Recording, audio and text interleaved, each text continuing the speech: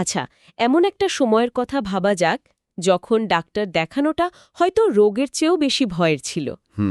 যখন চিকিৎসার নামে শরীর থেকে রক্ত বের করে দেওয়া হতো। বা এমন ঔষধ খাওয়ানো হতো যা আপনাকে আরও অসুস্থ করে ফেলত। ঠিক সেই সময়ে একজন মানুষ এসে বললেন, আপনারা সবাই ভুল করছেন। আরোগ্য বা নিরাময় কখনো রোগের চেয়ে বেশি যন্ত্রণাদায়ক হতে পারে না। একদম। আজ আমরা স্যামুয়েল হ্যানিম্যানের সেই বিপ্লবী চিন্তার গভীরে যাব। আমাদের হাতে থাকা সূত্রগুলো ধরে আমরা বোঝার চেষ্টা করব ঠিক কোন দর্শনের ওপর ভিত্তি করে তিনি সম্পূর্ণ নতুন এক চিকিৎসা ব্যবস্থার স্বপ্ন দেখেছিলেন। শুরুতেই যে বিষয়টা আমাদের সামনে আসছে তা হল একটা আদর্শ আরোগ্য বা পারফেক্ট কিওরের ধারণা। হ্যাঁ, বলা হচ্ছে আরোগ্যের সর্বোচ্চ আদর্শ হল স্বাস্থ্যের দ্রুত, শান্ত ও পূর্ণাঙ্গ পুনঃস্থাপন। মানে রোগীকে কষ্ট না দিয়ে খুব তাড়াতাড়ি তাকে পুরোপুরি সুস্থ করে তোলা। আর এমন নির্ভরযোগ্য নীতির উপর ভিত্তি করে যা সহজেই বোঝা যায়। এই শান্ত বা জেন্টেল শব্দটা আমার কাছে খুব আকর্ষণীয় লাগছে। তখনকার সময়ে চিকিৎসার প্রেক্ষাপটে এই শব্দটার মানে ঠিক কী ছিল? এটা বুঝতে হলে আমাদের তখনকার চিকিৎসা পদ্ধতির দিকে তাকাতে হবে। সূত্রগুলোতে এর কিছু ইঙ্গিতও আছে। আচ্ছা। সেই সময় চিকিৎসা ছিল বেশ হিংস্র একটা ব্যাপার, যেমন রক্তমক্ষণ বা ব্লাড লেটিং। যেখানে শরীর থেকে রক্ত বের করে দিয়ে রোগের চিকিৎসা করা হতো। হ্যাঁ, কিংবা ধরুন প্রচণ্ড বমি বা ডায়রিয়া করানোর জন্য জোলাব বা বিরেচক ঔষধ দেওয়া হতো। ওহ বাবা! এমনকি গরম লোহা দিয়ে শরীরের কোনো অংশ পুড়িয়ে দেওয়া বা ফোসকা তৈরি করার মতো কষ্টকর পদ্ধতিও চালু ছিল। এগুলোকে বলা হতো ক্রাইসিস বা সংকট তৈরি করে চিকিৎসা। সংকট তৈরি করে মানে? ধারণা ছিল শরীরকে একটা বড় ধাক্কা দিলে রোগটা ভেতর থেকে বেরিয়ে যাবে। তার মানে শরীরকে জোর করে একটা প্রতিক্রিয়ার মধ্যে ঠেলে দেওয়া হতো। এর তুলনায় হ্যানিম্যানের শান্ত আরোগ্যের ধারণা তো একেবারে বিপরীত মেরুর। ঠিক। তিনি আসলে প্রচলিত পদ্ধতির কোন জিনিসটাকে সবচেয়ে বেশি সমস্যাজনক মনে করেছিলেন? তিনি মূলত দুটো জিনিসের সমালোচনা করেছেন। প্রথমত, এই পদ্ধতিগুলো রোগীর জন্য ছিল অত্যন্ত যন্ত্রণাদায়ক আর প্রায়শই বিপজ্জনক। আর দ্বিতীয়ত, এবং হয়তো আরও গুরুত্বপূর্ণ, তিনি মনে করতেন এই সব পদ্ধতি ছিল অনুমান নির্ভর এবং বিশৃঙ্খল। কোনো সুনির্দিষ্ট নিয়ম বা দর্শন ছিল না? একদমই না। একজন চিকিৎসক নিজের মতো করে অনুমান করে চিকিৎসা করতেন, যার কোনো স্থির ভিত্তি ছিল না।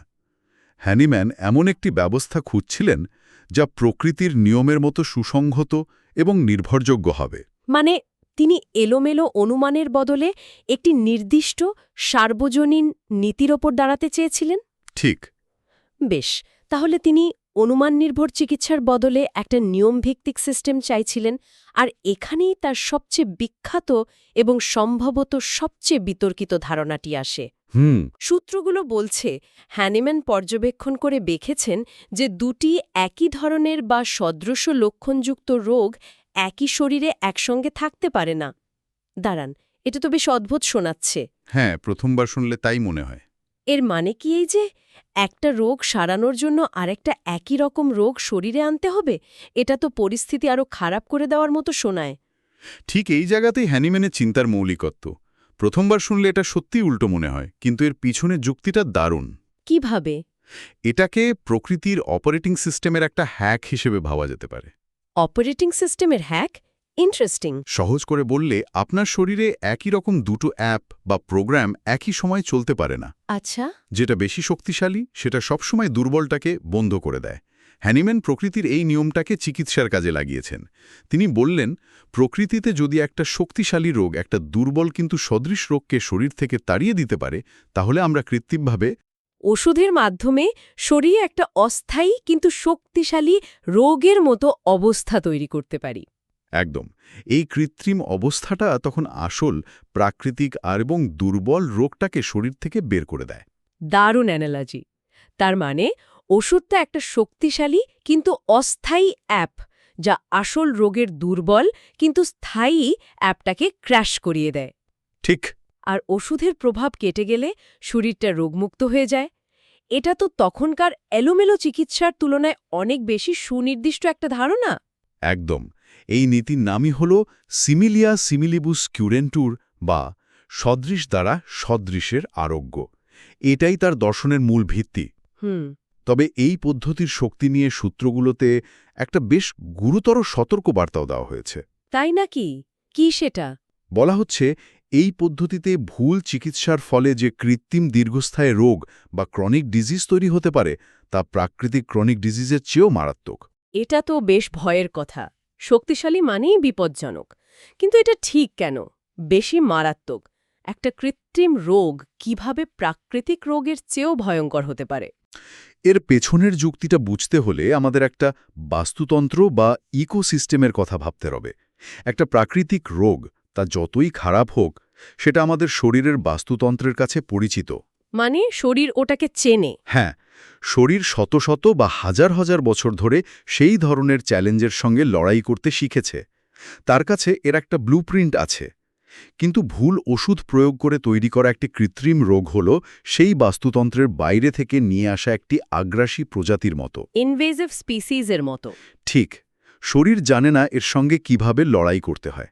এটা শুধু শরীরের ভারসাম্য নষ্ট করে না, বরং এমন একটা নতুন এবং নিয়স্তেজক সমস্যা তৈরি করে যা মোকাবেলা করার কোনো প্রাকৃতিক নকশা বা পরিকল্পনা শরীরের কাছে নেই। আচ্ছা আচ্ছা। তাই এটি আরও গভীরে প্রথিত এবং সারানো আরও কঠিন হয়ে উঠতে পারে। এটা আসলে এই পদ্ধতির শক্তিরই উল্টোপিঠ। অর্থাৎ এটা একটা দ্বিমুখী তলোয়ার। ঠিকভাবে ব্যবহার করলে আরোগ্য, আর ভুলভাবে ব্যবহার করলে আরও বড় সর্বনাশ। এই যে গভীর স্তরে কাজ করার ধারণা, এখান থেকেই সম্ভবত পরবর্তী এবং সবচেয়ে রহস্যময় ধারণাটি এসেছে। জীবনী শক্তির ধারণা। হ্যাঁ, সূত্রগুলো বলছে জীবনী শক্তি বা লাইফ ফোর্সের কথা। বলা হচ্ছে আরোগ্য মানে হল এই জীবনী শক্তিকে অসুস্থ অবস্থা থেকে সম্পূর্ণ সুস্থ অবস্থায় ফিরিয়ে আনা। সত্যি বলতে এই ধারণাটা আধুনিক চিকিৎসা বিজ্ঞানের কোষ, অণুজীব বা রাসায়নিক ব্যাখ্যার চেয়ে অনেক বেশি দার্শনিক বা আধ্যাত্মিক শোনাচ্ছে। ঠিক তাই। আর এখানেই হ্যানিম্যানের দর্শন আধুনিক অ্যালোপ্যাথিক মেডিসিন থেকে সবচেয়ে বড় বাঁক নেয়। কিভাবে? আধুনিক চিকিৎসা বিজ্ঞান শরীরকে একটা জটিল জৈব রাসায়নিক যন্ত্র হিসেবে দেখে, যেখানে রোগ হল কোনো যন্ত্রাংশের ত্রুটি বা কোনো রাসায়নিকের অভাব বা আধিক্য। কিন্তু হ্যানিম্যানের দর্শন অনুযায়ী শরীর শুধু একটা যন্ত্র নয়, এটি একটি প্রাণবন্ত, স্বয়ংক্রিয়ভাবে চালিত সত্তা, যার মূলে রয়েছে এই জীবনী শক্তি।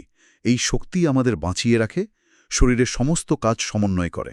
একে শরীরের সফটওয়্যার বা অপারেটিং সিস্টেম হিসেবে ভাবা যেতে পারে? চমৎকার।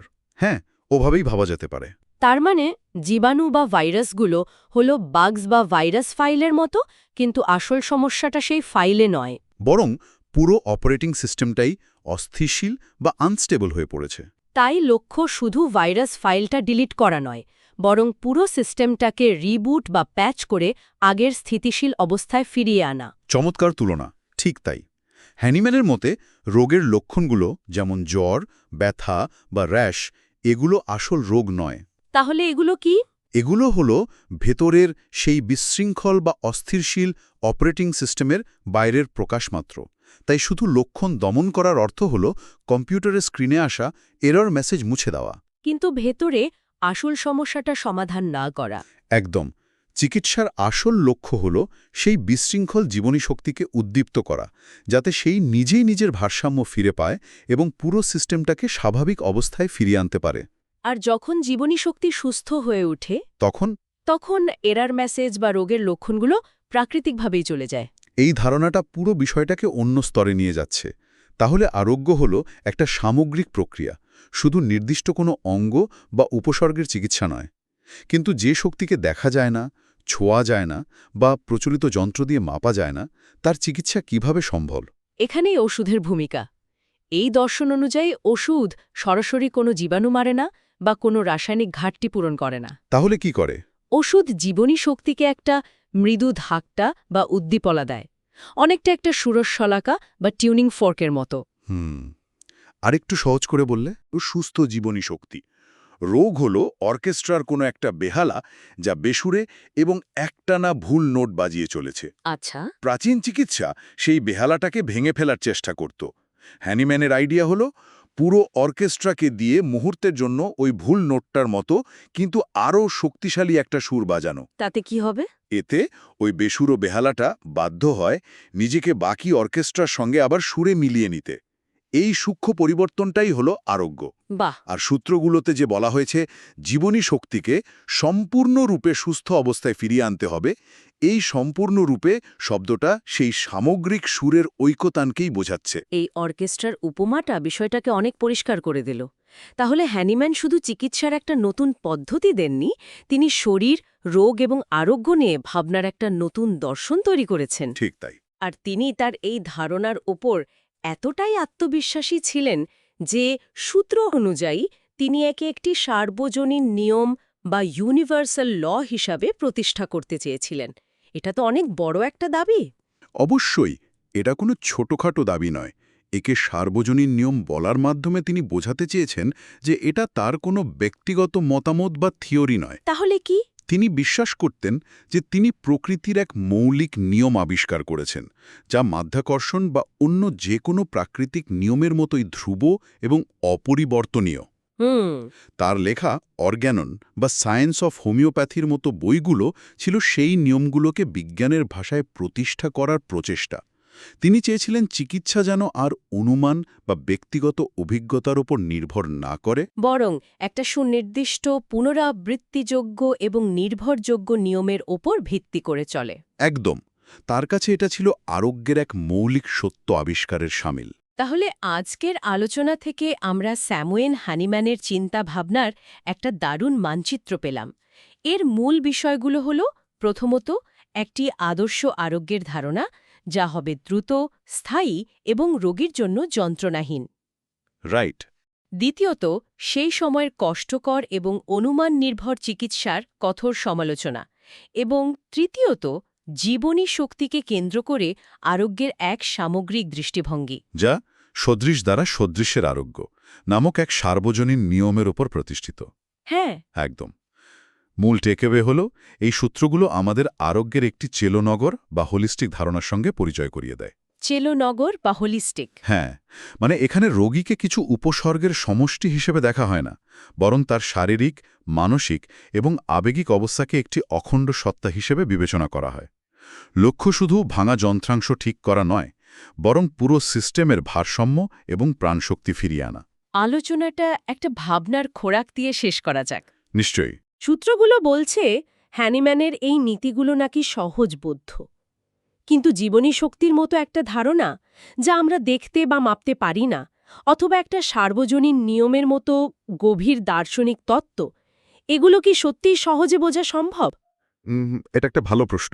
একটা চিকিৎসার নীতি কখন আমাদের কাছে সহজবুদ্ধ মনে হয় আর কখন তার জন্য জটিল বৈজ্ঞানিক প্রমাণের প্রয়োজন পড়ে, এই দুয়ের মধ্যে সীমাটা আসলে কোথায়?